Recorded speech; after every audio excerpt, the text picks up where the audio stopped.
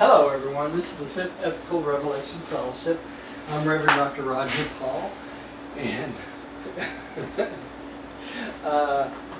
tonight is September 2nd. My wife's laughing at me for some reason, 2015. And tonight we're going to continue our study on the Morontia life, paper 48, and we're on section 3. We're actually on 3.6, but I'm going to do a quick recap from 3 down to 6 real quick here. So let's say a quick prayer and we'll get started. Father, thank you for bringing us together tonight. Open our hearts and minds that we might learn something and share it with others. We thank you for the ability to come together and share in this way, and we pray that other people benefit as we do from these meetings. We thank you and we give you the praise. In your Son's name, Jesus, amen. Okay. Morontia Companions. Last time we went over the first 3 sections, and we got down to the Morontia Companions, and I'm just going to do a quick recap of the slides down to where we were. First, in section 3, we found out that the Morontia Companions are the offspring of the local universe Mother Spirit, and they're created from age to age in groups of 1,000, and right now there's 70 billion of these unique beings in Nebadon. Let me get my clickers off here, sorry, so I can go forward.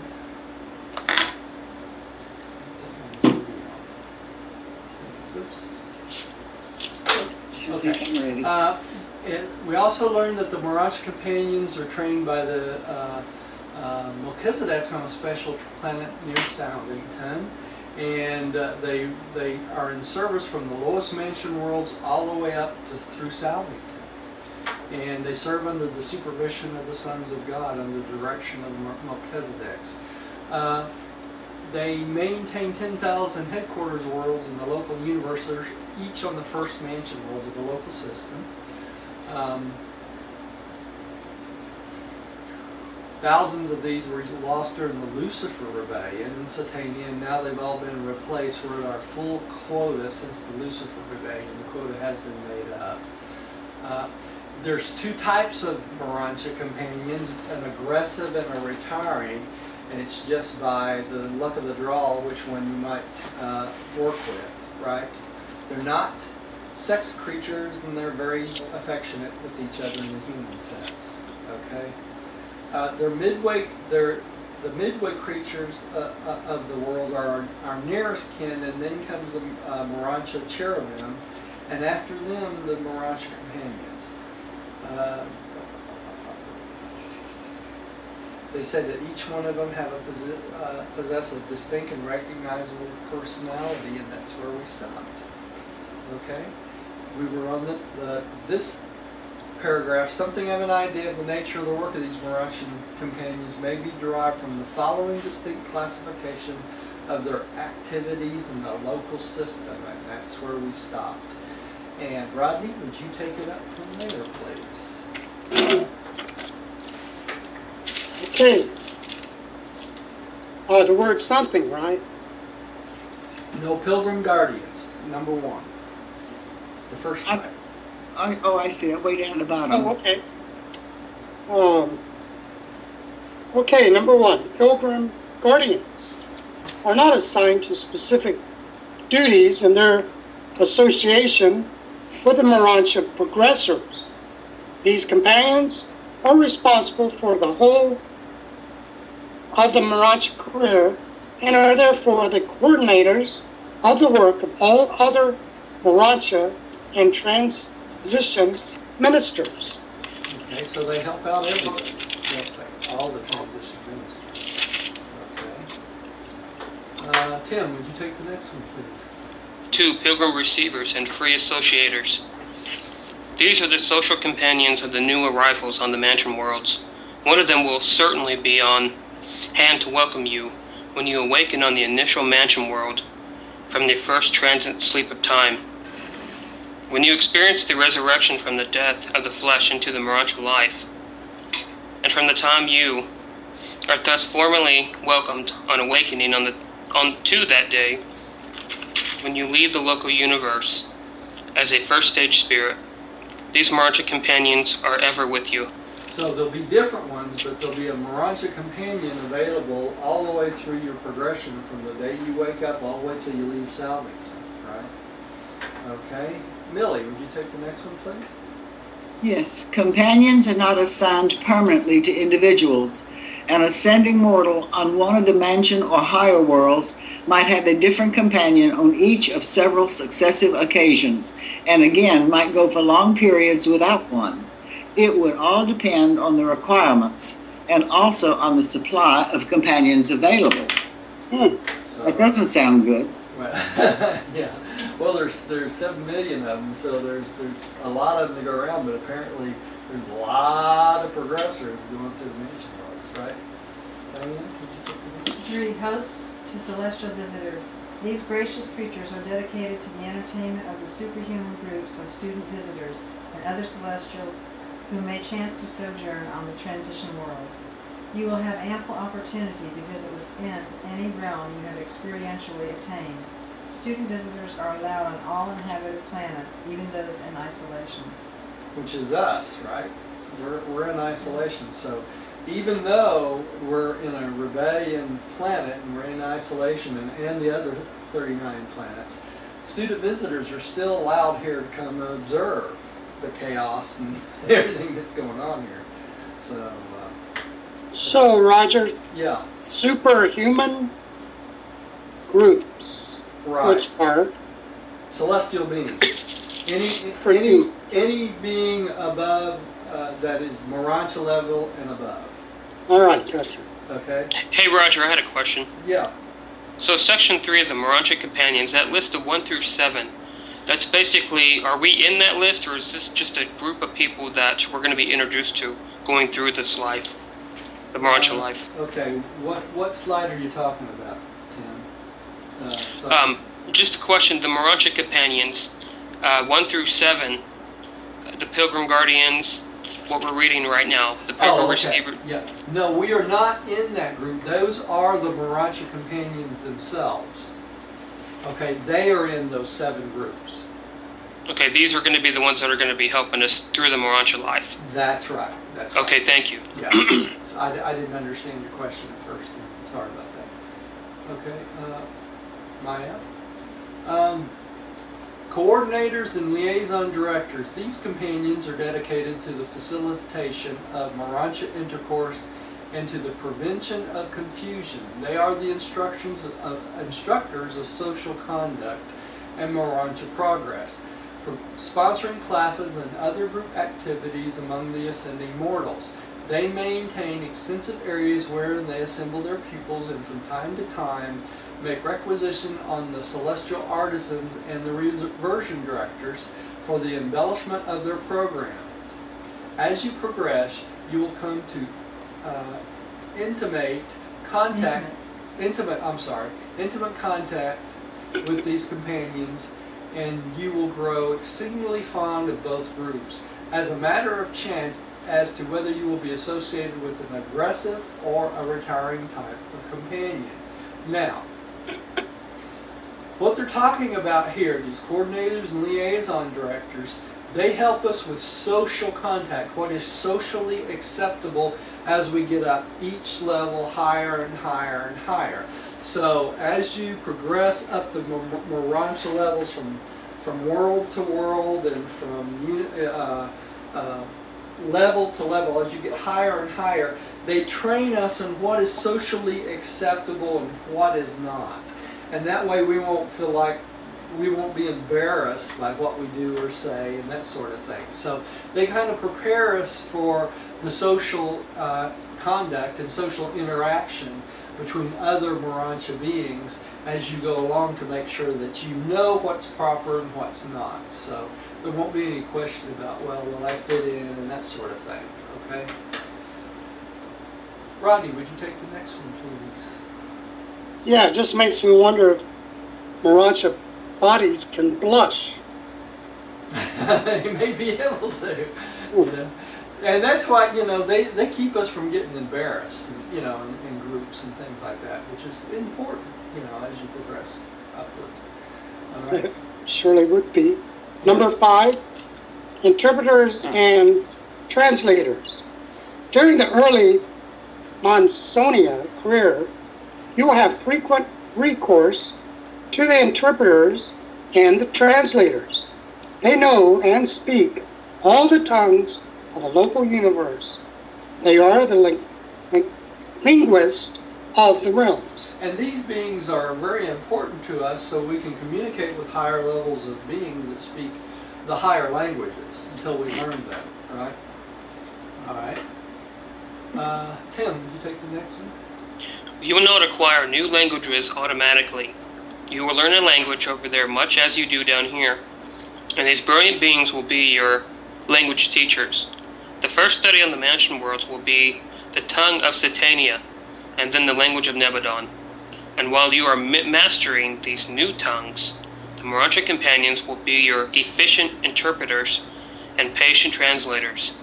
You will never encounter a visit on any of these worlds, but that some one of the Morontia companions will be able to officiate as interpreter. Okay, so we talked about this a little bit last week about the 3 languages we learned. We learned the language of Satania, then we learned the language of Nebadon, right? And then eventually the language of what? The super universe, Uversa. And eventually when we go through the 7 rings of Havona, we'll learn the language of paradise, which is an expansion of the Uversa language.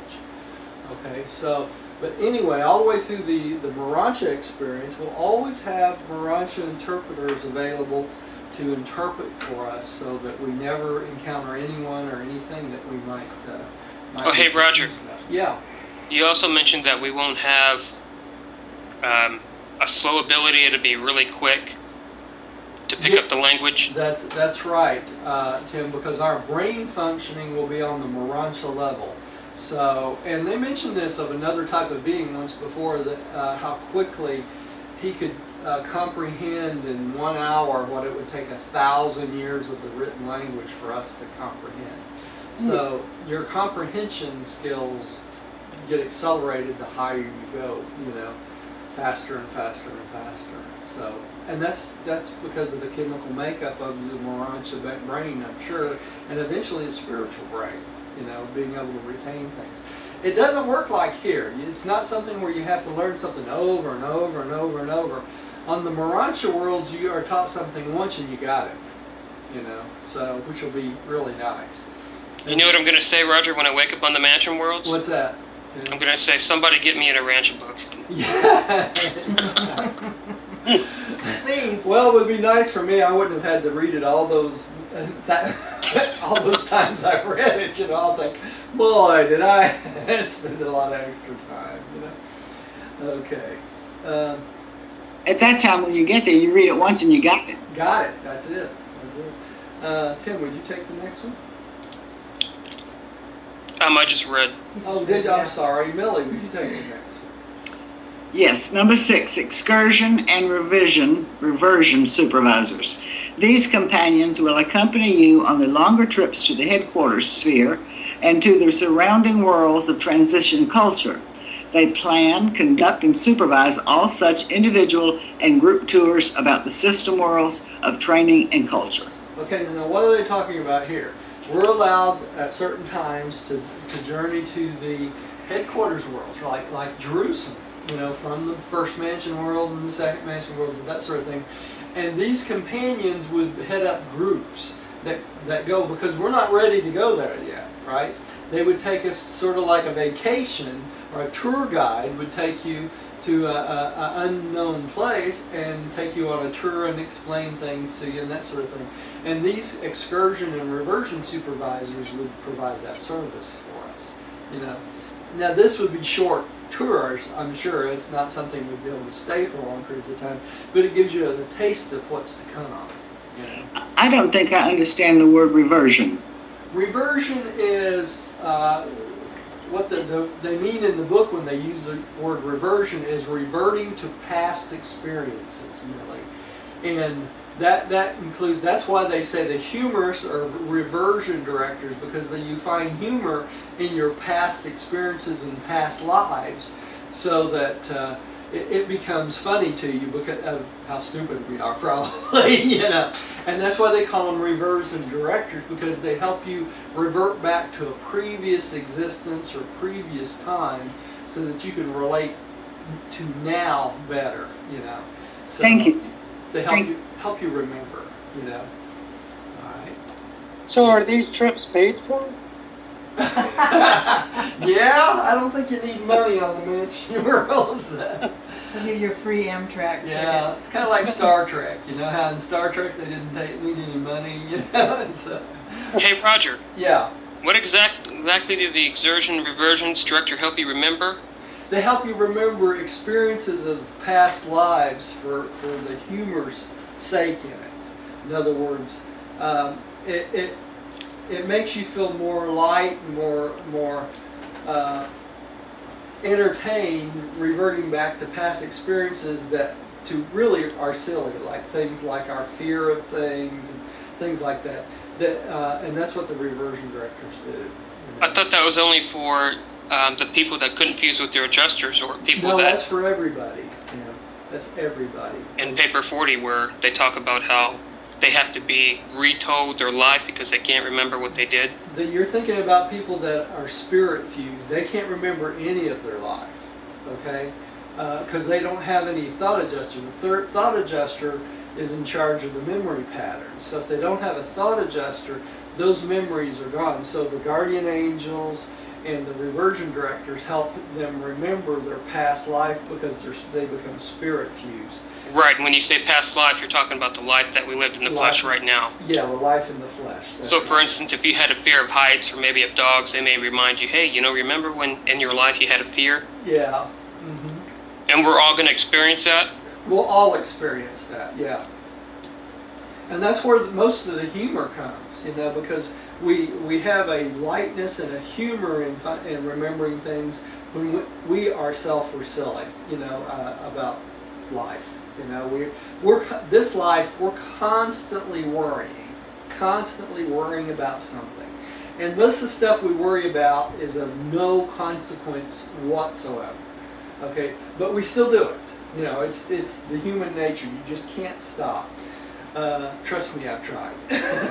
So, and what that becomes humorous when you go to the next life, because you realize the expansiveness of the universe. Most of the things we do on this planet are of no consequence whatsoever.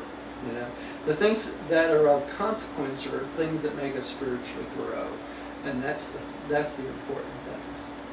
Okay. So the things that we had most valuable in our life we'll remember. We'll remember. That's right. Like Anything maybe that's of any spiritual value whatsoever, you'll remember. And what's of spiritual value?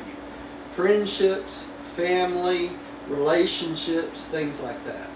So those are the things that you'll remember. Okay, thank you. Kittens. No. Yeah. Okay. Who's up? 7. Area and building custodians. Even the material and Morontia structures increase in perfection and grandeur as you advance in the Mansonia career. As individuals and as groups, you are permitted to make certain changes in the abodes assigned as headquarters for your sojourn on the different mansion worlds. Many of the activities of these spheres take place in the open enclosures of the variously designated circles, squares, and triangles. The majority of the mansion world structures are roofless, being enclosures of magnificent construction and exquisite embellishment. The climatic and other physical conditions prevailing on the architectural worlds make roofs wholly unnecessary. So we're being buildings with no roofs, and we're the area and building custodians help us decorate our abodes. Okay, So there must be no birds. If they are, Rodney, we don't have the problem of bird droppings. They may be like the humans. There is no residual portion. So, hey, Roger, when they say make certain changes in the abodes, they're talking about our dwelling place? Our dwelling place. That's right. Okay, thanks. That's right. Remember that the circles, squares, and triangles are the dwelling places of different types of beings, right? So, okay. All right, I'm out, I guess. These custodians of the transition phases or ascendant life are supreme in the management of Morontia affairs. They were created for this work, and pending the factualization of the Supreme Being, always will they remain Morontia companions. Never do they perform other duties. So these beings are created specifically for what they do, right? They don't do other things. Okay, Rodney, would you take the next one? As systems and universes are settled in light and life, the mansion worlds increasingly cease to function as transition spheres of Morontia training. More and more, the Finalitors institute their new training regime, which appears to be designed to translate the cosmic consciousness from the present level of the grand universe to that of the future outer universes. The Morontia companions are destined to function increasingly in association with the Finalitors and in numerous other realms not at present revealed on Morontia. So as we get closer and closer to light and life, and our concepts are more attuned to the outer space levels rather than the present grand universe, these Morontia companions will work closer and closer with the Finalitors, because the Finalitors are coming back in groves from paradise, to do their new work.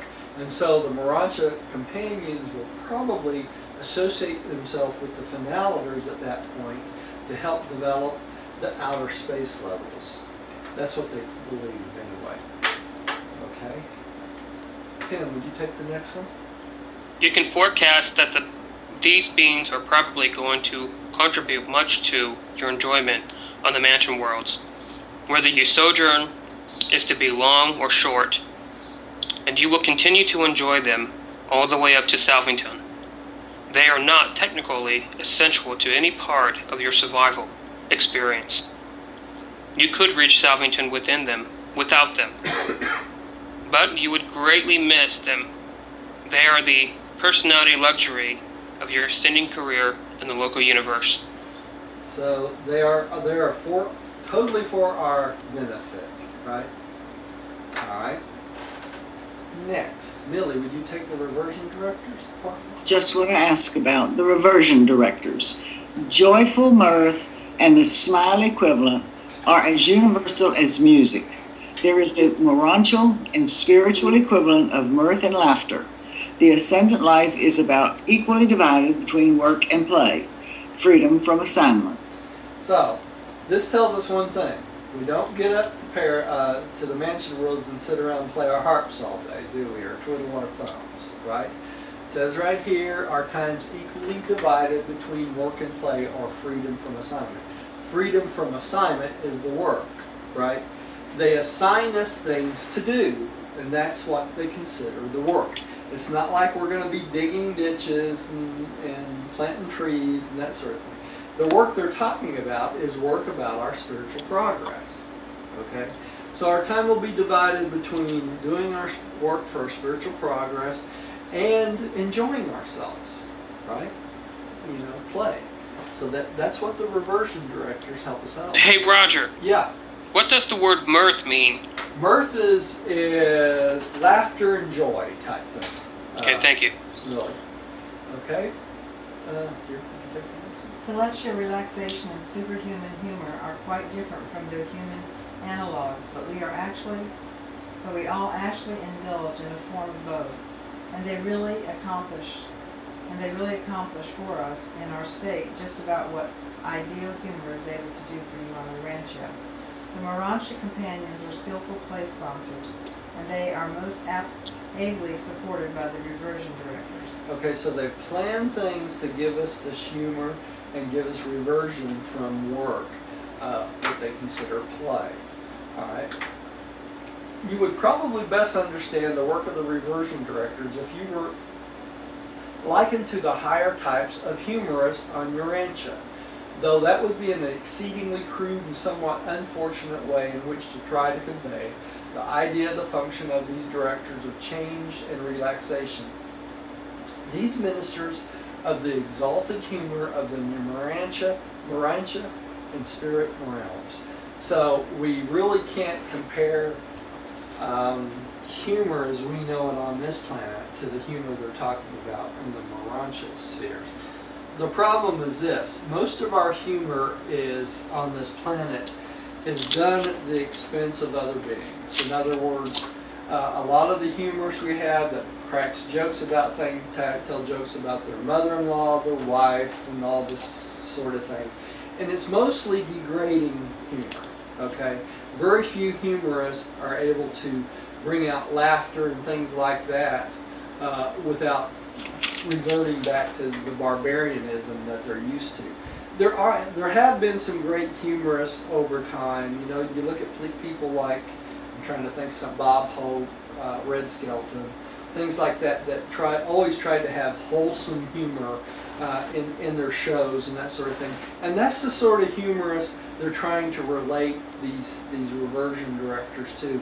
The humor they have does not degrade other beings. It does not degrade the celestial beings. It is totally for our relaxation and laughter and smile and mirth type thing. You know, but then again, a lot of our humor comes from like silly stuff that cats might do. That's true, Rodney. That is very true. Funny situations. Mm-hmm. Yeah. Sometimes you even laugh at yourself. Yeah, I do that more than anything else, I think. But nonetheless, humor that we have here is crude compared to the humor that's there. Well, I woke up in the night, was it last night, dear? I was laughing in my sleep. I woke Diane up laughing. And she said, "What are you laughing about?" I forgot what it was now, but it's something really silly. You were driving your car and just... Oh, I was having a dream. I was driving a 41 Ford down a dirt road, and the door came open on the passenger side, and I reached my foot over to pull the door back in, and it pulled me right out of the car, and I fell right on the ground, and the car kept going. And I told her, I said, "Well, that was pretty stupid." Why I dreamed that, I have no idea. Well, the car was your body, and the person that went out the door was your mind, so... Yeah. That's my interpretation. That's probably it. All right, let's keep it. Who just read? I think it's my turn. You just read. Yeah, I just read. Okay. Okay, you would probably best understand the work of these... No, the next one, Rodney. In discussing... Sorry. In discussing spirit humor, first let me tell you what it is not. Spirit jest is never tinged with the accentuation of the misfortunes of the weak and erring. Neither is it ever blasphemous of the righteousness and glory of divinity. Our humor embraces three general levels of appreciation. All right. Tim, would you take the first one? 1. Reminiscent jest. Quips, is that how you pronounce that? Yeah, that's correct.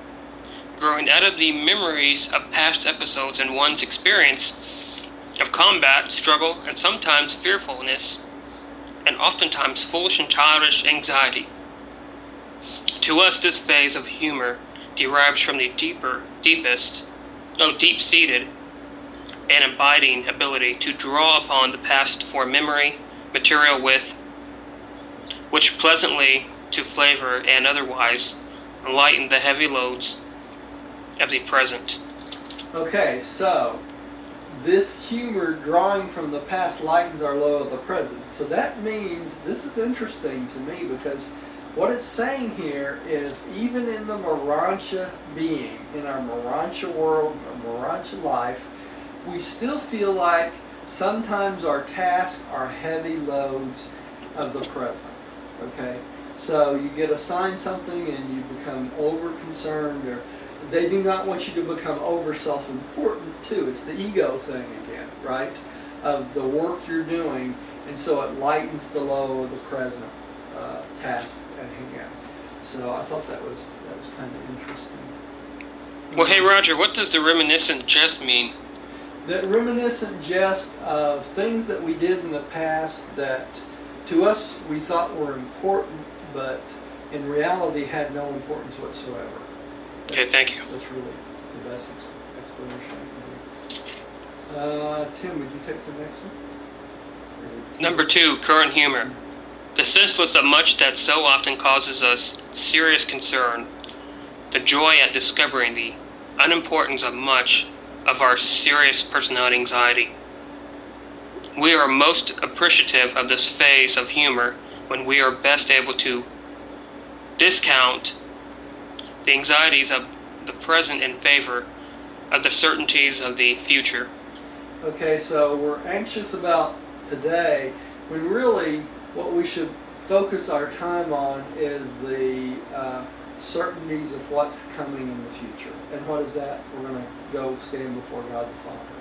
Right? So regardless of what happens, we're on our pathway. And that we can always be assured of. Okay. Millie, would you take the next one? Yes, I've got it. Prophetic joy. It will perhaps be difficult for mortals to envisage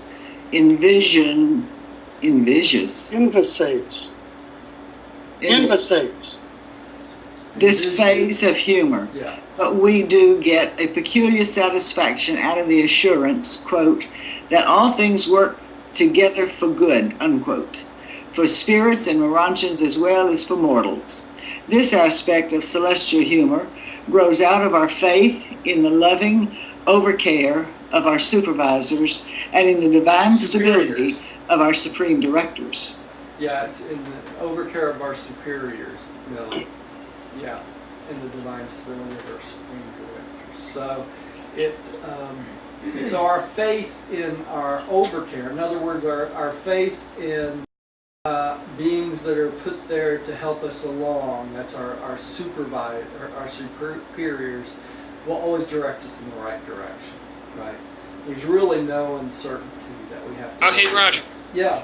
Does that word prophetic have any meaning, or is it Yeah, something well, the like reason future they probably events? call it prophetic joy, Tim, is because it's joy for the future. Okay. So it's kind of like a prophesized joy, so that's why they call it prophetic joy.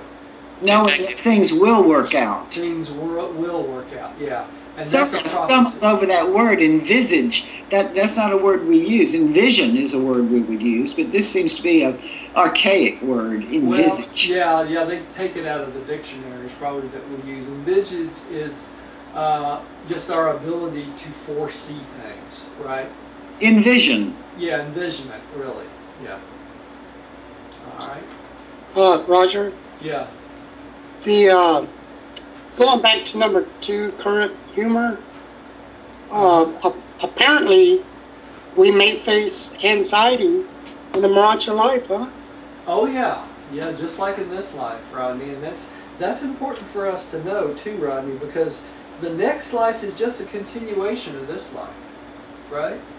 You start out there just exactly where you left off here. So if you're in anxiety, full of anxiety and a mess, when you wake up on the mansion worlds, guess what? You're going to be full of anxiety and a mess. I'm going to tell my mom to take her drugs with her. But you'll get taught how to get over the anxiety and the mess. That's the difference. Okay. But the difference, Roger, is that we know where we've been and we know where we're going. We know where we're going. That's right. So it lessens the load, doesn't it? And that's part of what the reversion directors do, right? They lessen the load. So, hey Roger, let me ask you something. Yeah. When you have somebody ask you, where were we before this earth? What would be your answer? We weren't before this earth, in essence. The thought adjuster, your thought adjuster was. Your thought adjuster's got pre-experience, but you were not. Your personality was not. Wonderful. So. Okay. That's kind of like where, paper 36, life initiation by the life carriers. Right. Then you have, the dawn of human, 62, and it goes all the way in there. So it's Yeah. pretty much kind of like a scientific view, right? Yeah. It's not that we were in a lab, but we did have, the Universal Father did bestow upon us personality. Yeah, he did. So, He did. right. And it's interesting that only the local universe creative Mother Spirit can give us that spark of life, So even with the Father's personality, it takes that Creator Son's mate, the local universe Mother Spirit, to give us that spark of life to kickstart us into existence. So it's kind of like current scientific, answer today, right? But just Yeah. with the initiation of life That's right. It's the initiation of life from the life carriers. from the life carriers. Okay, That's thank right. you. Yeah. Okay. Now I think you're up here. But the reversion directors of the realms are not concerned exclusively with depicting the high humor of the various orders of intelligent beings. They are also occupied with the leadership of diversion, spiritual recreation, and Morontia entertainment. And in this connection, they have the hearty cooperation of the celestial artisans. Okay, so they're also in charge of all of our spiritual recreation and all of our Morontia entertainment. So anything that would lighten our load, plays, music, theater, anything that would be enjoyable to us, it's the reversion directors that would be in charge of heading those out. Now, they would have a whole crew of celestial artisans and things like that to build the sets and make it beautiful and that sort of thing. And then actors and entertainers and that sort of thing. So it's quite a production, I'm sure. But would they have things that we would participate in, sing-alongs and dancing? And Oh, of course, Millie. Yeah, that would be all part of it. not just watching them, but us. Yeah, it's not just what. That's right. We also participate in it. I mean, if you like to act or you like to sing and dance and that sort of thing, you'll become part of the thing. That's part of what they do. They set these things up for us. And if you're not talented at doing that, you can learn these things, right? Terrific. And so, you might get up there and decide you like to dance, and learn Morontia dance, So, you may So, have hey, ballroom Roger. dancing in the Morontia. Yeah, When it says spiritual recreation, the things you just mentioned, correct? right. Okay, thank you. Yeah, recreation. Yeah. Mm-hmm. Yeah. I want to learn to dance like the Irish dancers. Yeah. Yeah. Now they have two separate things too. You have a spiritual recreation and you have a spiritual recreation. You need to understand the difference? Yes. Yes. Yeah, the spiritual recreation would be recreating something that's already happened in the past. Like they mentioned something that you might put on a play of the whole entire life of Christ with all the actors and stuff. And this might go on for 3 or 4 years of Morontia time, and you go night after night after night to see the entire life of Christ. But it would be a spiritual recreation, right?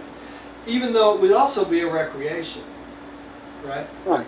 So And what was the recreation? recreation would be any kind of activity that lightens your load, So a recreation would be a recreation of an event that's happened in the past.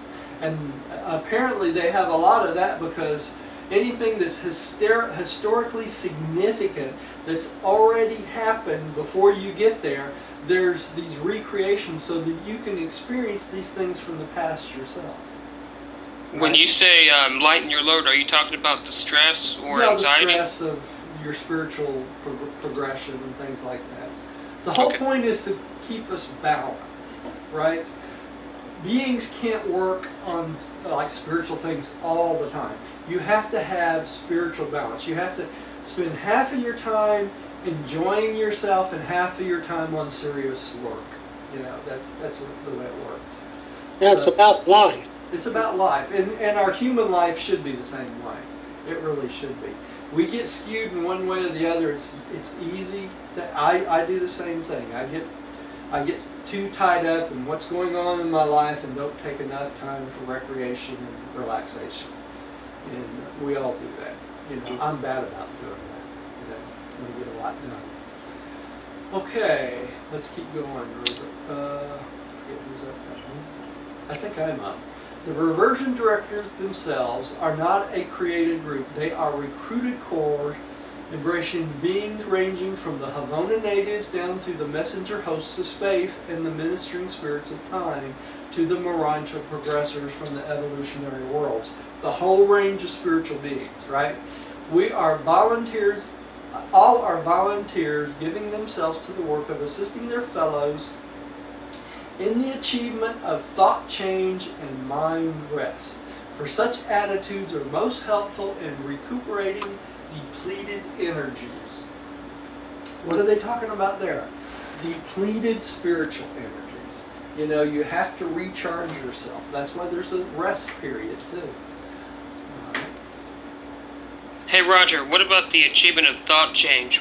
Yeah, What type of... achievement of thought change is to relieve the anxiety of the workload you will have when you're a Morontia being, And I'm sure there's anxiety when you're assigned a spiritual assignment. It becomes very important to you. You can allow yourself to make it over important. In other words, even though it's very important you do your work, it's just as much as important that you enjoy what you're doing. Me and Diane were talking about this today. Very few people go to work and enjoy what they do. Most people on this planet go to work to earn money so that they can live a certain lifestyle. Very, very few people go to work because they do a job they love, really. Do you know what the Hare Krishna people would call those people, Roger? What? Pigs and dogs. Pigs and dogs. That's good. That's good. Reminds me of a parable, Yeah. but I'm not going to take away our study time. Okay, all right. Let's keep going. Rodney, would you take the next one? Okay, I'm just curious. I wonder. Now he wants to hear it, right? Okay, in short, this guy, right, in walks this guru, famous.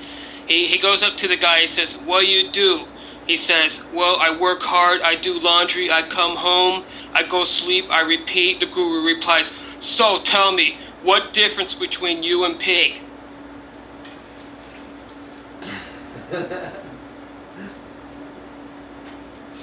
It's above me. Okay. Where's the dog come in? It loses something in translation. Yeah. Okay. Let's keep You wanted the short version. Yeah. When they talk about these plays that show the whole life of Christ, that can take years and years and years to show you. I was speaking to someone today who was asking about different cuisines and what was my favorite and his favorites, and it brought me to Germany. And I remember I went to the play that they have in Oberammergau, where they show one scene will be what was shown in the Old Testament, and then the curtain closes and they open again and they show how Jesus interpreted that in his life. Yeah. And they do this I think it's every 4 years they have this play. It was a promise they made to God. If he would spare their town from a plague that was going on, they would do something to honor him. And they do this play in Oberammergau every 4 years. And I don't understand German, but I understood the play. It was wonderful. That's good. Okay, They change the format every so often. I'm sure it's still like that, but they alter it this way and that way. Yeah, It's nice. that's nice. Rodney, you want to go ahead and take the next one? Okay. When partially exhausted by the efforts of attainment, and while awaiting the reception of new energy charges, there is agreeable pleasure in living over again the enactments of other days and ages, the early experiences of the race or the order are restful to reminisce. And that is exactly why these artists are called reversion directors. They assist in reverting the memory to a former state of development or to a less experienced status of being. So you can remember your mindset when these things happen, right? You know, past experience. I think It makes you wonder if they have amusement parks. That would help you recognize how much you've progressed. Right, it's a it measurement would. of your. You can go back and remember when you were so stupid Yeah, you really can. How silly we are, right? and just laugh about it. Yeah. Tim, would you take the next one, please? All beings enjoy this sort of reversion except those who are inherent creators, hence automatic self-rejuvenators and certain highly specialized types of creatures, such as the power centers and physical controllers, who are always and eternally, thoroughly businesslike in all their reactions. These periodic releases from the tension of functional duty are a regular part of life on all worlds, throughout the universe of universes, but not on the Isle of Paradise. Beings indigenous to the central abode are incapable of depletion, and are not therefore subject to re-energizing. And with such beings of eternal paradise perfection, there can be no such reversion to evolutionary experiences. And why is that? They don't have any evolutionary experiences, right? So hey Roger, when they say re-energizing, are they talking about brought back to life, or? Well, they're giving you spiritual energy, really. You know how you feel. What would be a good example? You know how you feel at the end of the day after a hard work, you feel like you just can't go no longer, and then you rest and you get a good restful night's sleep. And you get up the next morning, you feel rejuvenated, right? And that's what they're talking about. That spiritually, we have that same experience. You know, when we get our Morontia bodies, when we go into the rest mode, we go into the rejuvenation mode also.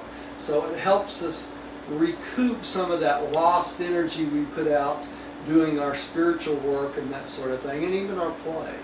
So that's what these they're talking about here. But the paradise beings, being of a perfect nature and a perfect order, don't ever need to regenerate.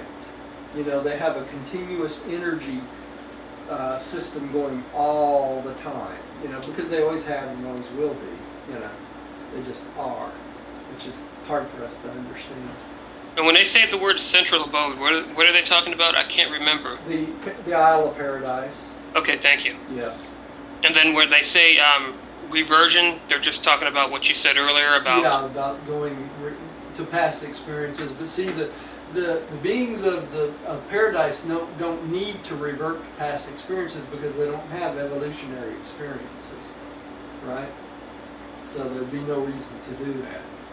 This one says, yes, self-rejuvenators. Yeah, they're they rejuvenate themselves from paradise. Yeah. Okay, thank you. Right. I think you're up, Tim. Tim just read it. Oh, I just read Roger. Go, Millie. Okay, I think here they're talking of themselves. Most of us have come up through lower stages of existence or through progressive levels of our orders, and it is refreshing and in a measure amusing to look back upon certain episodes of our early experiences.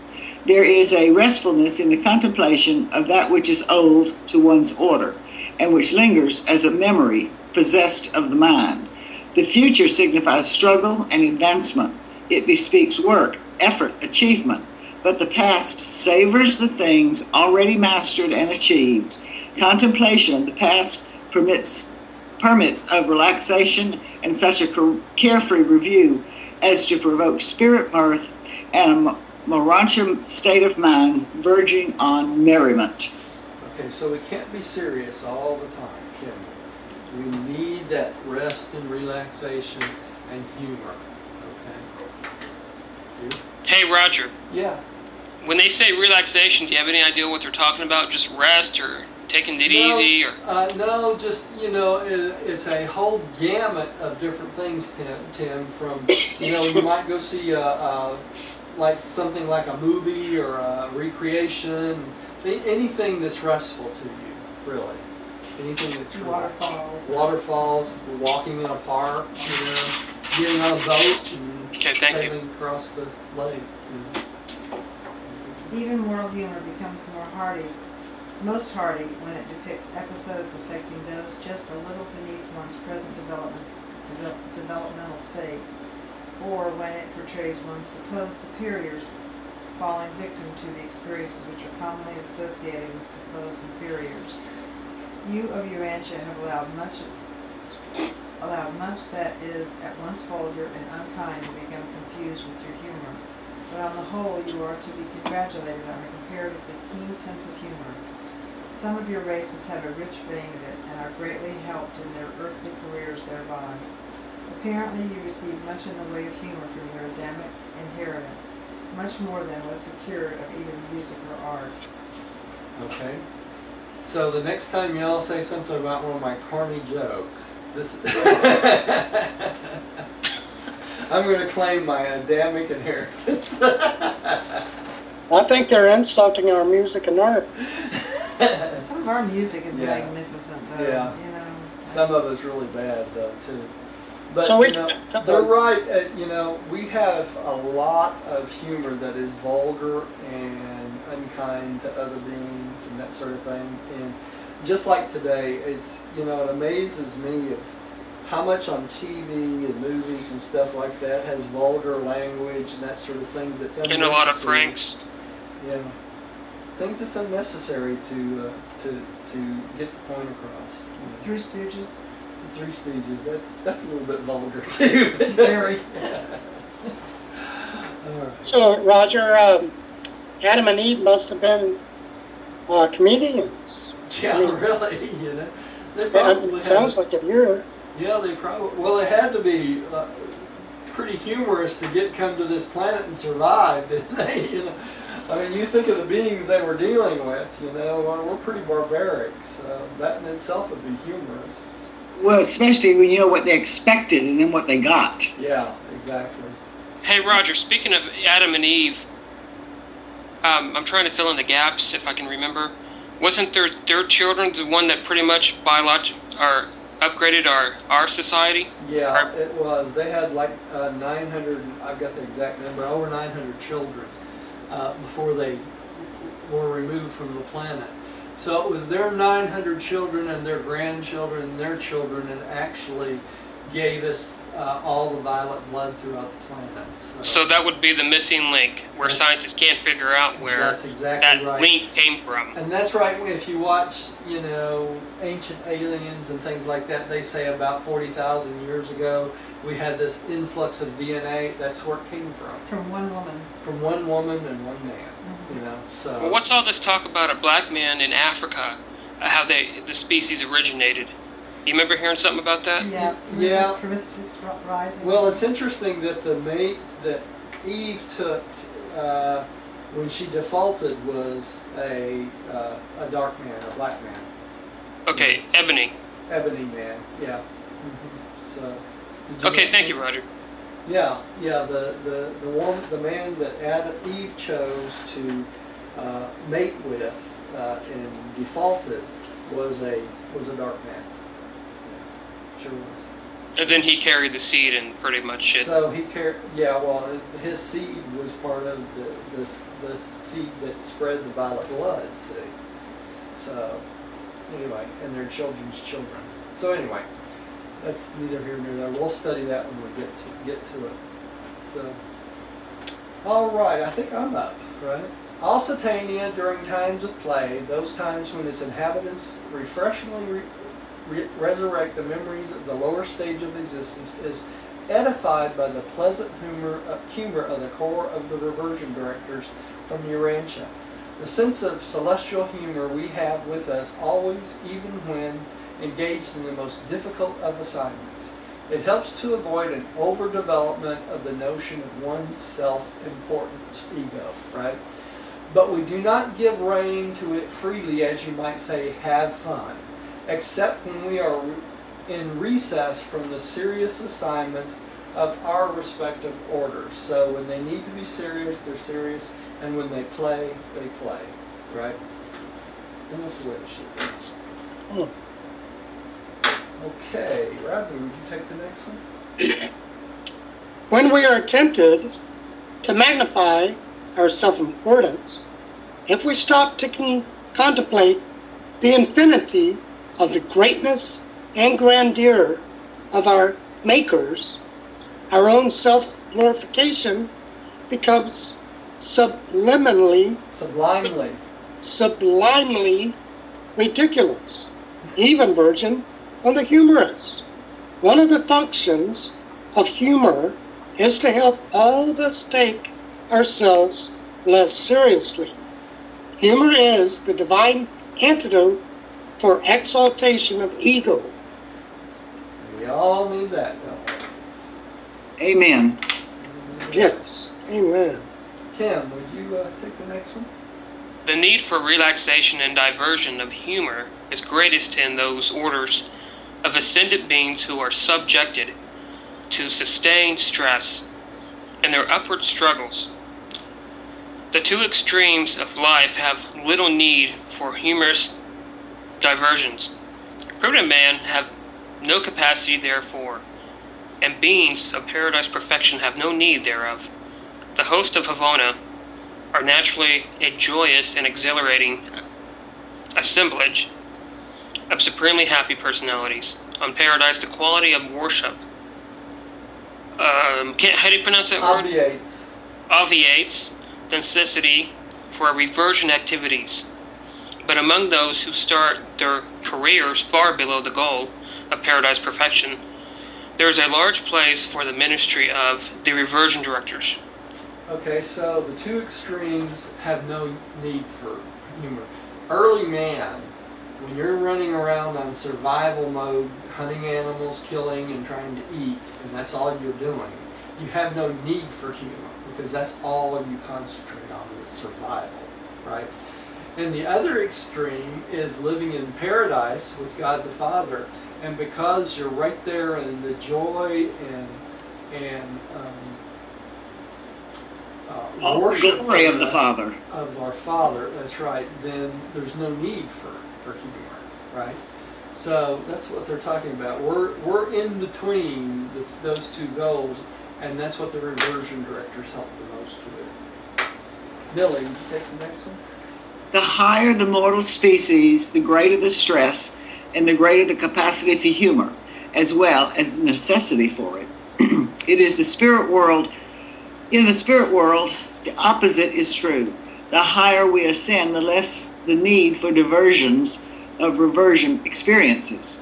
But proceeding down the scale of spirit life from paradise to the seraphic host, there is an increasing need for the mission of mirth and the ministry of merriment. Those beings who most need refreshment of periodic reversion to the intellectual status of previous experiences are the higher types of the human species, the Morontians, angels, and the material sons, together with all similar types of personalities. So we fit right in there, don't we? We sure do. It'll be great to laugh with angels. Yeah, Wouldn't that be terrific? Yeah. Can't wait for an angelic joke.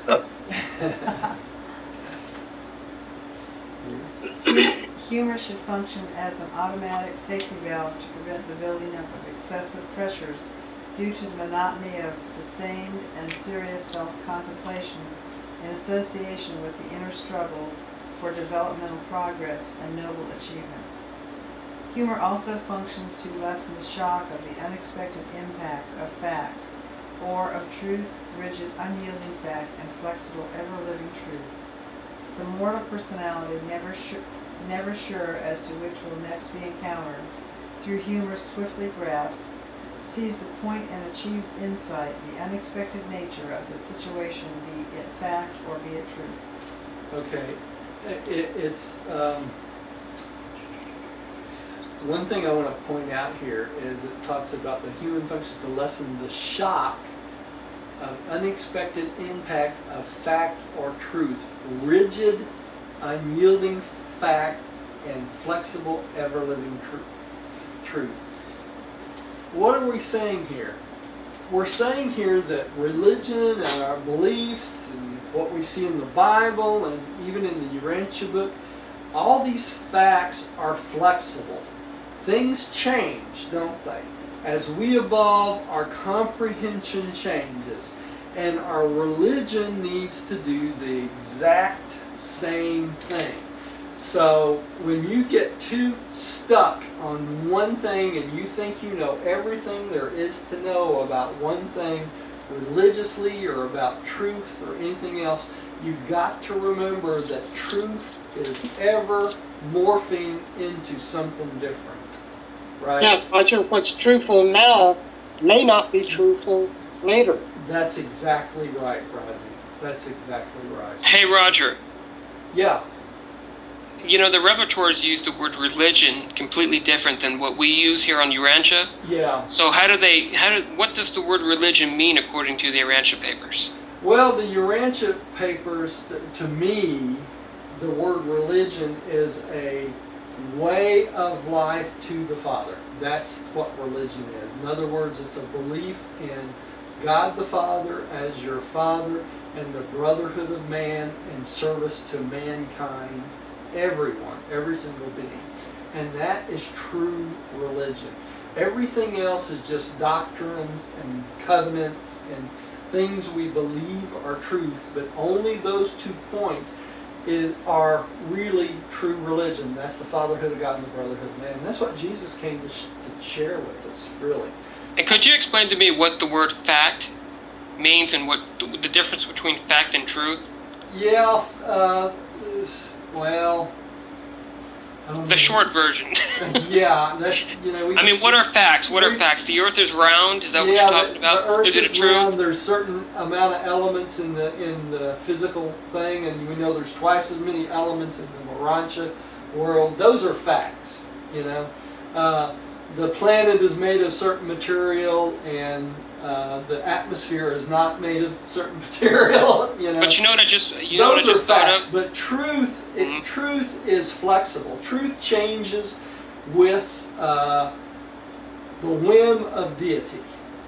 That's really what Truth changes with knowledge. I had one of those little notes from the Urantia group that said that what we understand today as the universe and the cosmos is adequate scaffolding until we truly understand the cosmos. And the universe is expanding constantly, so it's not a constant if you think about it. The universe is growing so fast. You know, we're going through the expansion cycle, 2 billion years expansion cycle. Eventually it will contract for a billion years, right? But it is changing constantly. There is nothing in the universe all the way down to the super molecular level that is constant. Everything changes all the time. Our scientists know that it's expanding. Expanding. That's a fact. The truth is, it's just going out until it gets to a proper place and starts back in. The fact is, it's expanding. The truth is that it's not being blown up. Yeah, it's not a Big Bang Theory. It never has been. Right? So, hey, Roger, it's kind of like saying that, you know, the facts we have today will be the truths of tomorrow because truth is always growing and revealing. Uh-huh. Versus, your facts are static. Well, when you think about it, it's a fact that the universe is expanding. But in another billion years, it's going to be a fact that the universe is compressing. You know? So, fact is related to what is current. And that's it. Where truth... So, our scientists think it was the Big Bang Theory, and that's why we're going out. That's right. That's the fact that they know today. The truth is different. The truth is something totally different. That's right. So, hey, Roger, the fact could be that the scientists say there was a Big Bang, but the truth is it never happened. That's right. That's okay, exactly thank you. Right. Never did happen. Okay. I forgot who's up. Rodney? I just read. Oh, did you? You just read it? I'm up? All right. Humor should function as an automatic safety. We just read that. You said, the humor of Urantia. That's right. Well, the humor of Morontia is exceedingly crude and most inartistic. It does serve a valuable purpose both as a health insurance and as a liberator of emotional pressure, thus preventing injurious nervous tension. That's interesting, isn't it? over serious self-contemplation. We all do that, don't we? Oh, yes. Oh, Humor yes. and play, relaxation are never reactions of progressive exertion. Always are they the echoes of a backward glance at reminiscent past. Even on Morontia, as you now are, you always find it rejuvenating when for a short time you can suspend the exertions of the newer and higher intellectual efforts and revert to a more simple engagements of your ancestors. Think about this. Why do we enjoy movies? Because we disconnect from our own personal human life Exactly. and live our life through other beings on the screen, right? Exactly. So, you know, It's a reversion. it's a reversion. That's exactly right. You got it, Rodney. Okay, would you take the next one, Rodney? Yes. The principles of Urantian play life are philosophically sound and continue to apply on up through your ascending life, through the circuits of Havana to the eternal shores of paradise. As ascendant beings, you are in possession of personal memories of all former and lower existences. And without such identity, memories of the past, there would be no basis for the humor of the present, either moral laughter or Morontia mirth. It is this recalling of past experiences that provides the basis for present diversion and amusement, and so you will enjoy the celestial equivalents of your earthly humor all the way up through your long Morontia and then increasingly spiritual careers. And that part of God, the adjuster, which becomes an eternal part of the personality of an ascendant mortal, contributes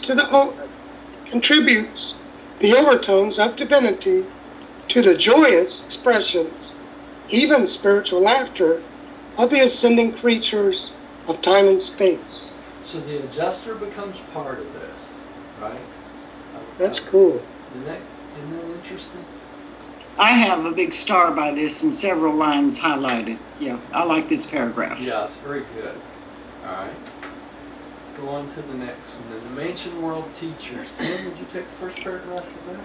The mansion world teachers are a core of deserted but glorified cherubim and sanibim.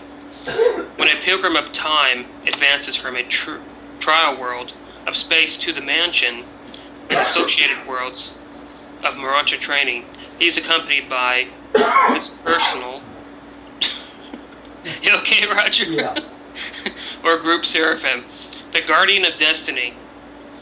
In the world of mortal existence, the seraphim is ably assisted by cherubim and sanibim. But when her mortal ward is delivered from the bonds of the flesh and starts out on the ascendant career, when the post-material or Morontia life begins, the attending seraphim has no further need of the administrations of her former lieutenants, the cherubim and sanibim. Okay, so get this picture in your mind. While you're here, you have a cherubim and a sanibim assigned to you with two seraphim, right? So when you die, the seraphim are released to go with you to the mansion worlds, but the cherubim and sanibim are released from duty with you. So there's two options with them. That they can be reassigned to another person on the planet, or they can be kicked up to the mansion worlds and become mansion world teachers, right? When they become mansion world teachers, eventually they can also earn the right to become seraphim themselves, right? So that's the life of a cherubim and sanibim. But that's what they're talking about here. They're deserted when you die, because you and your guardian angels go on to the mansion worlds and they do not, unless they're assigned to go to the mansion world as mansion world teachers. Okay. Millie, would you take the next one?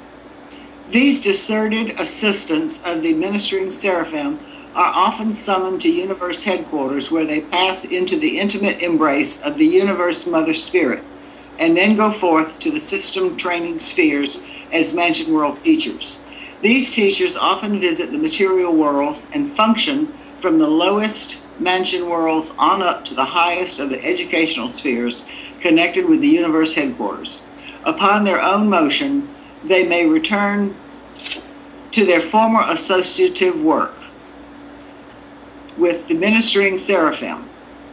Did you catch that? They can stay mansion world teachers, they can go back to becoming cherubim, or eventually become seraphim themselves. Okay, so that's the pathway of cherubim. Here. There are billions upon billions of these teachers in Satania, and their numbers constantly increase, because in the majority of instances, when a seraphim proceeds inward with an adjuster fused mortal, both the cherubim and the seraphim are left behind. Mansion world teachers, like most of the other instructors, are commissioned by the Melchizedeks. They are generally supervised by the Morontia companions, but as individuals and as teachers, they are supervised by the acting heads of the schools or spheres wherein they become functioning as instructors. Rodney, would you take the next one? These advanced cherubim usually work in pairs as they did when attached to the seraphim. They are, by nature, very near the Morontia type of existence, and they are inherently sympathetic teachers of the ascending mortals, and most efficiently conduct the progress of the mansion world and Morontia educational system. Conduct the program. Okay. Hey Roger, who exactly is the deserted assistants of the ministering seraphim? The cherubim and the seraphim. Okay, thanks. Yeah. Okay. Tim, would you take the next one? In the schools of the Morontia life, these teachers engage in individual, group, class, and mass teaching. On the mansion worlds, such schools are organized in 3 general groups of 100 divisions each: the school of thinking, the school of feeling, and the school of doing.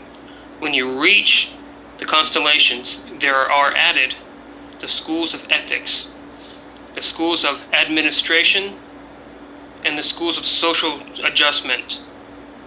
On the universe headquarters worlds, you will enter the schools of philosophy, divinity, and pure spirituality. So that's our coursework to come, right? Hey Roger, what does Yeah. the word administration mean? Well, that's they teach us administration of the planets, and just like you would think of a planetary prince, that sort of thing. And what's interesting about that is that was one of the rubs that Lucifer had, is he didn't like the fact that they were teaching all these mortals to administer planets. So, kind of interesting. Any thoughts about the word divinity? Oh, no.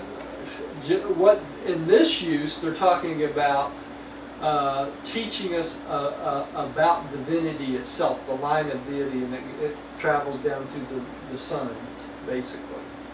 Of God. Okay, yeah, because in the forward it says that it's to characterize unifying something Yeah. in the forward. Yeah. But this word, it means it's relating to the creator sons. Yeah, it's relating to the divinity line down through the creator sons, going from the 7 master spirits to the ancients of days to the supreme to the creator sons.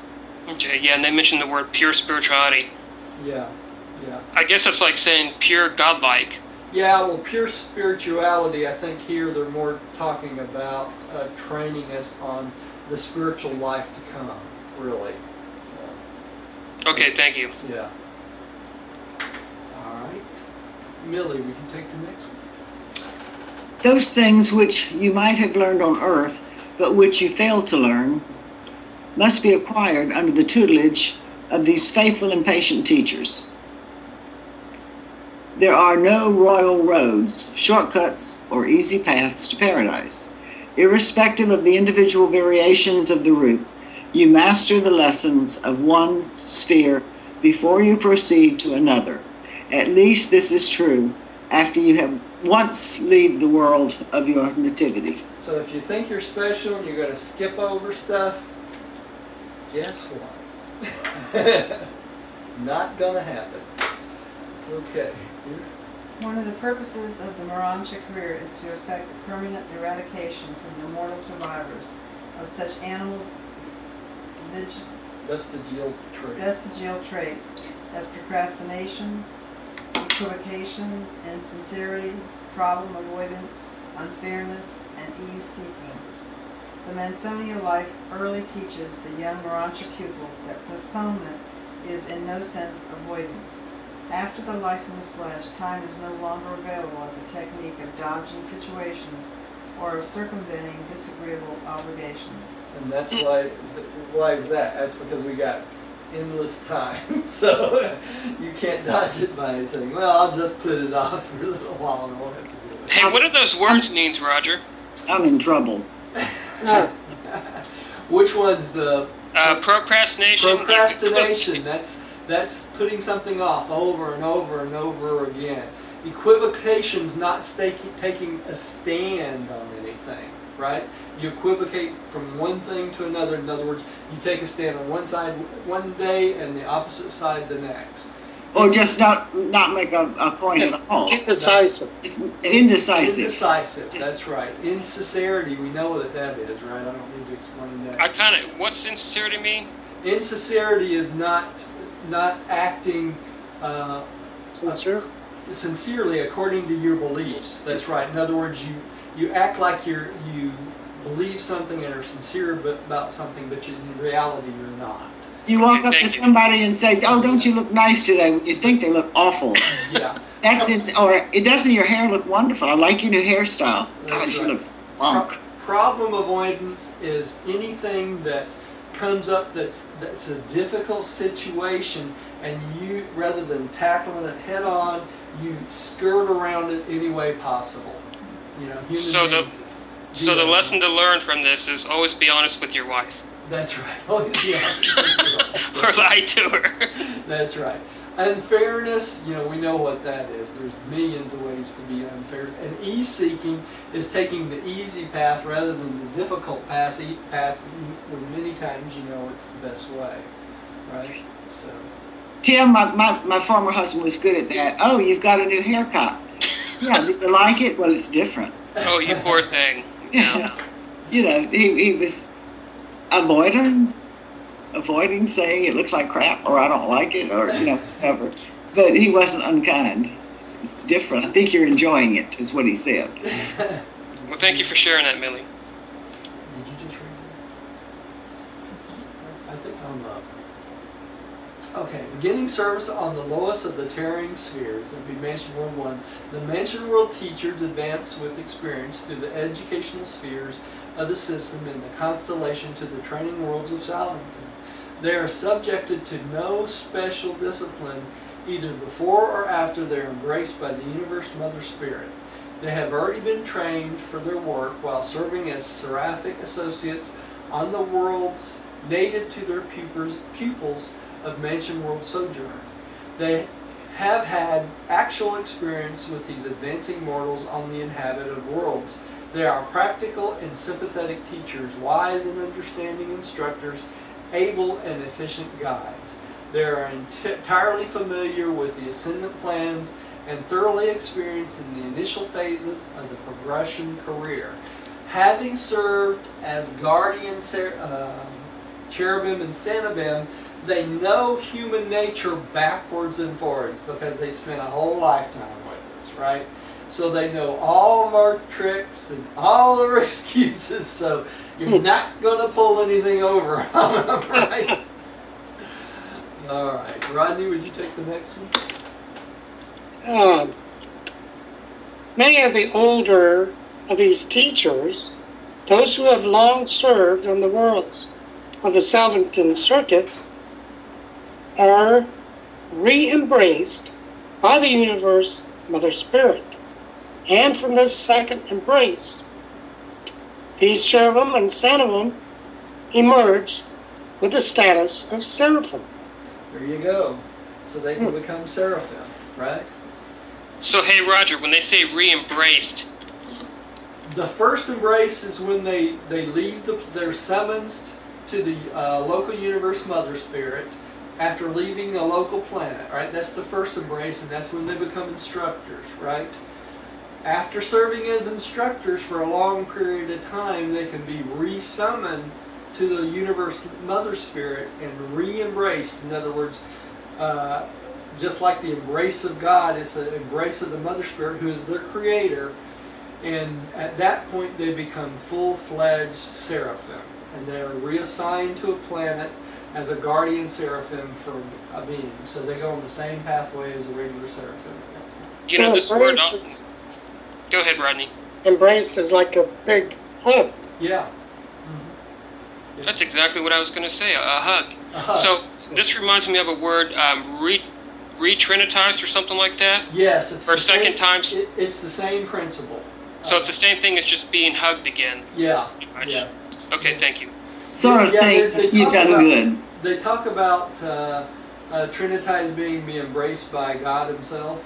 You know, during the Trinitization process, it's the same principle, really. It's Yeah, because the embrace of deity, really. they mentioned a second Trinity embrace, so that's Yeah. okay. Okay. Let's see who's Tim. Tim, I think is up. Well, all the orders of angels from the read planetary the heading helpers. first, Tim. Read the so the Oh, people at home. Section 6, Morontia World Seraphim, Transition Ministers. While all orders of angels from the planetary helpers to the Supreme Seraphim minister on the Morontia worlds, the transition ministers are more exclusively assigned to these activities. These angels are of the 6th order of Seraphim servers, and their ministry is devoted to facilitating the transit of material and mortal creatures from the temporal life in the flesh on into the early stages of Morontia existence.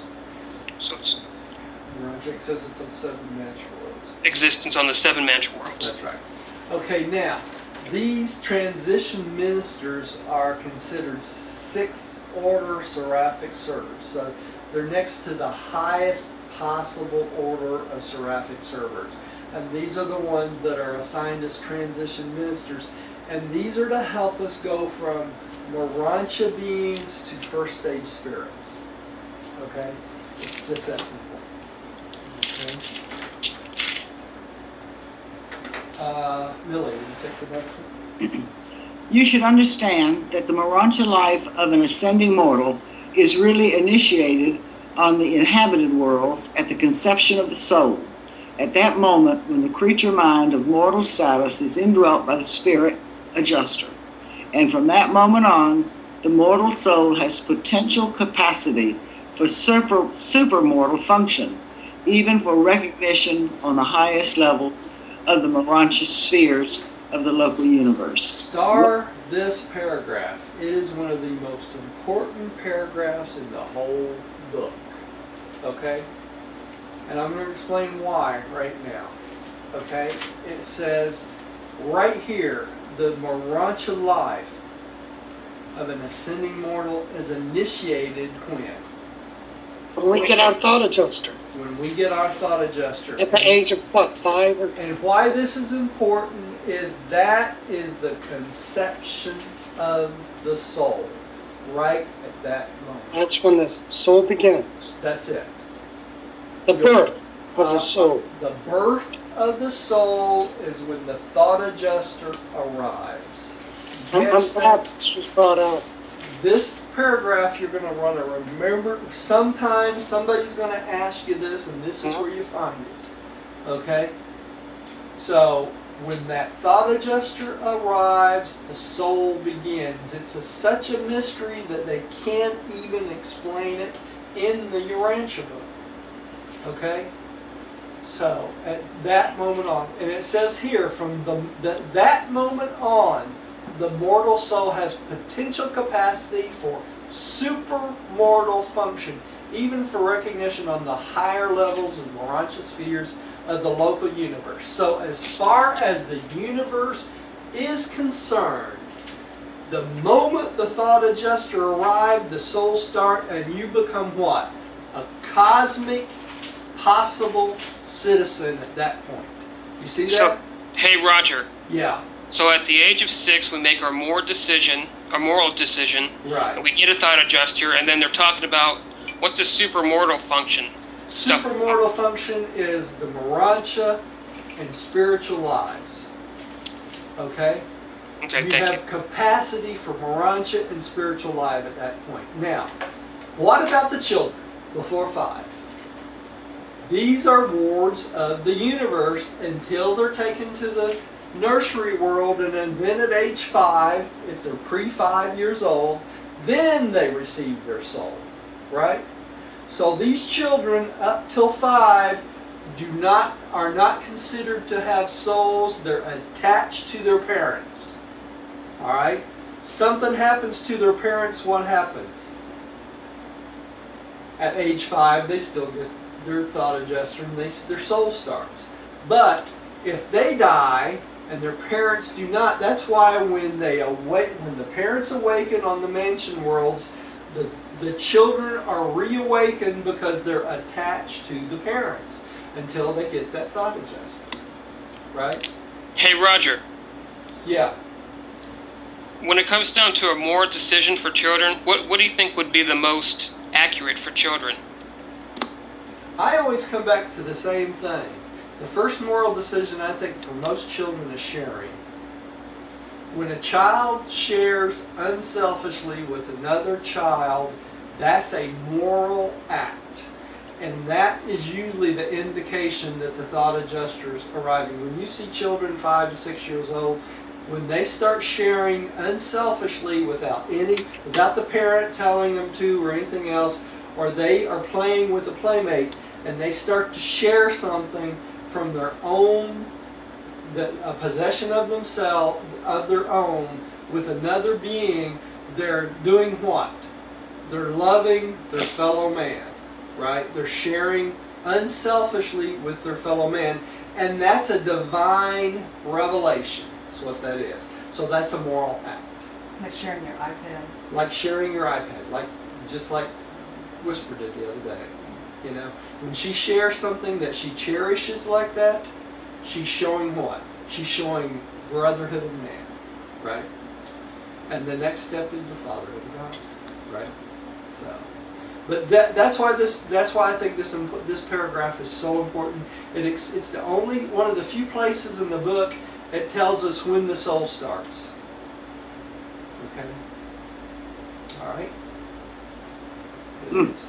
Wow. Did I stress that enough? I think I did. It's me. Yeah, I think so. You should understand that the Morontia life of an ascending mortal is wait a minute, initiated on the inhabited worlds of the conception of the soul.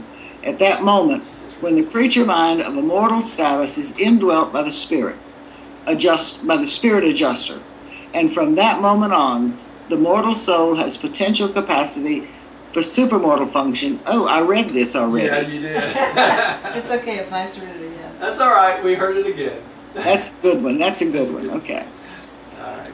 And from that moment on, the mortal has a potential capacity for supermortal function, even for recognition on the highest levels of the Morontia spheres of the local universe. There you go. Okay, you become a cosmic citizen in essence, right? All right, you want to take the next one, Jim?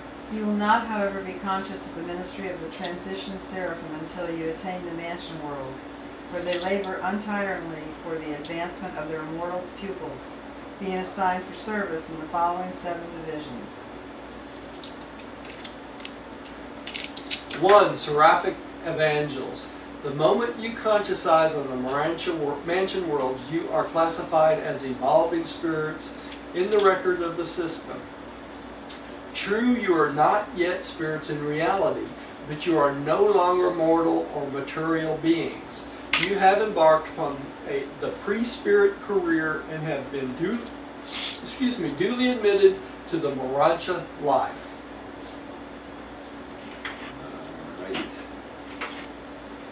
All right. Brian, will you take the next one?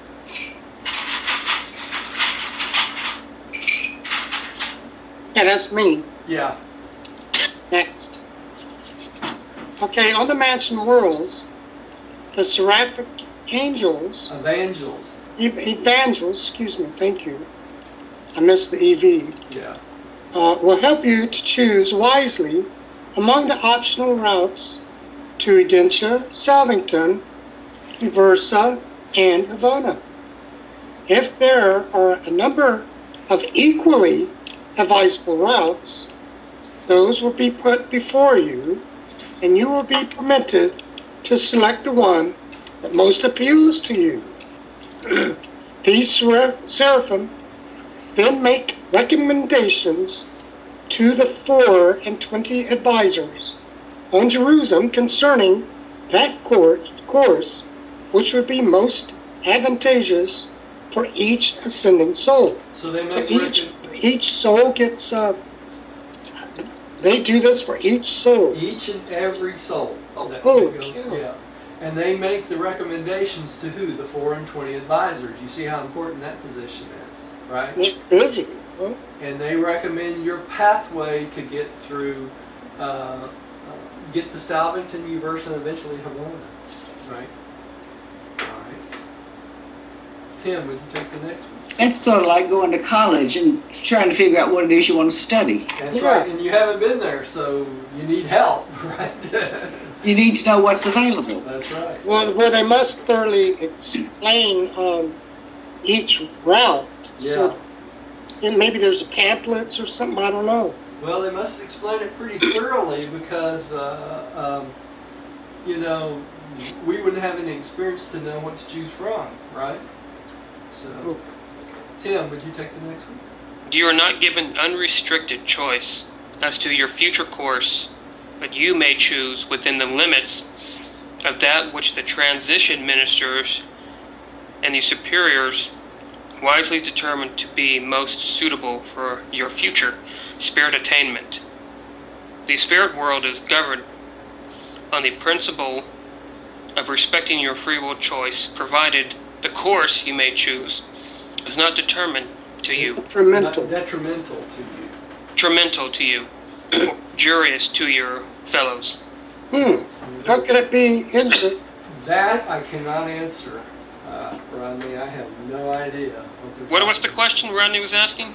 How that could be detrimental or injurious to your fellows. What's this word? Those words mean? Detrimental means it would go against. It would be bad for you. Detrimental. Yeah, and injurious to your fellows means it could injure someone else, and I don't know how your choice could do that, but you know that's beyond my understanding of this, to be honest. So I just proved to y'all I don't know everything, right? Me neither, Roger. Yeah. What was that, Tim? Me neither. I'm a student. Me too. Always a student. Okay, Millie, would you take the next one, please? Yes.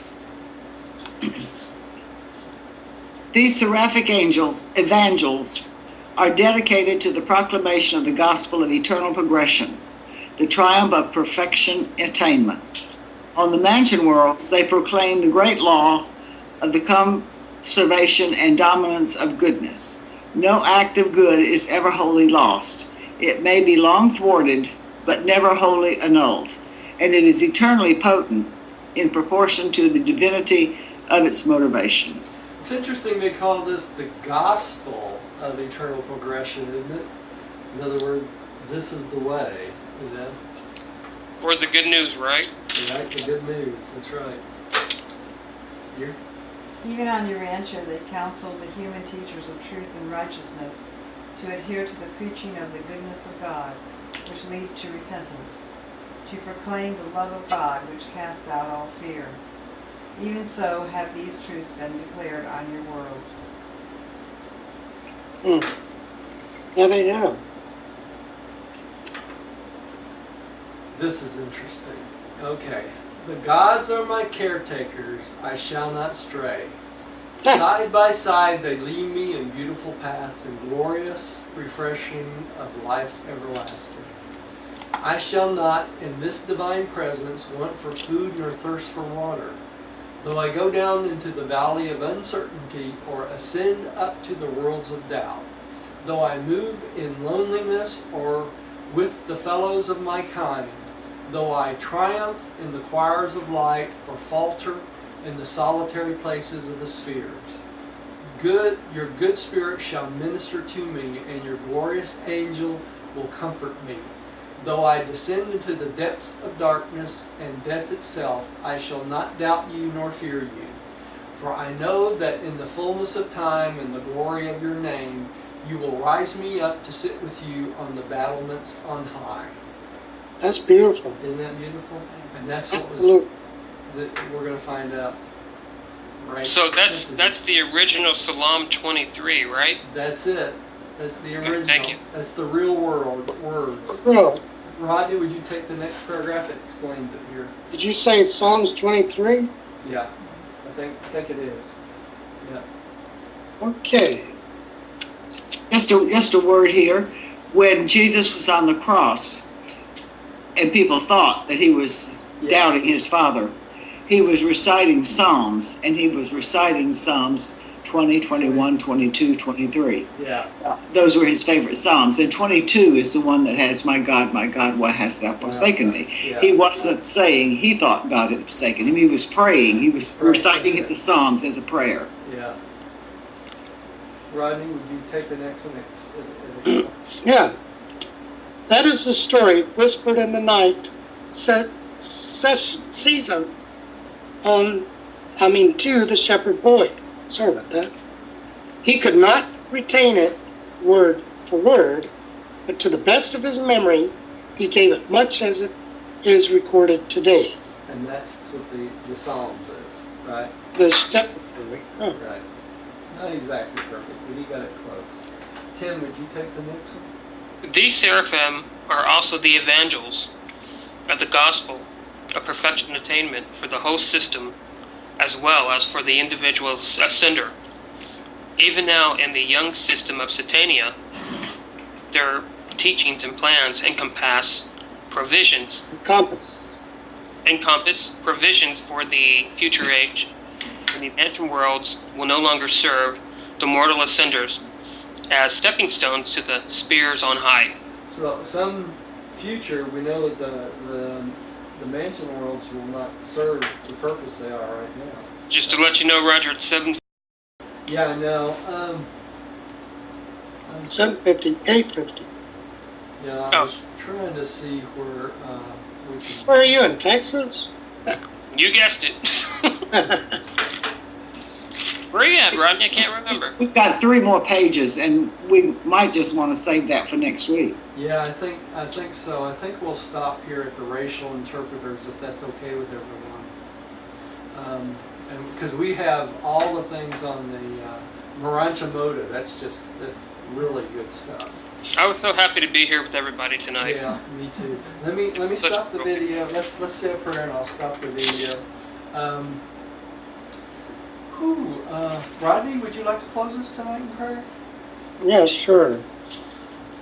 Heavenly Father, we are so thankful and happy that we had the opportunity to come together to study this big blue book, the Urantia book, and the truths that it contains. And we pray that we may be able to share this with other people. And we ask you to please help our judges and elected officials in these troublesome times. In all things, your will be done, Father. Amen. Amen. Thank you for joining us at home. Please come see us again.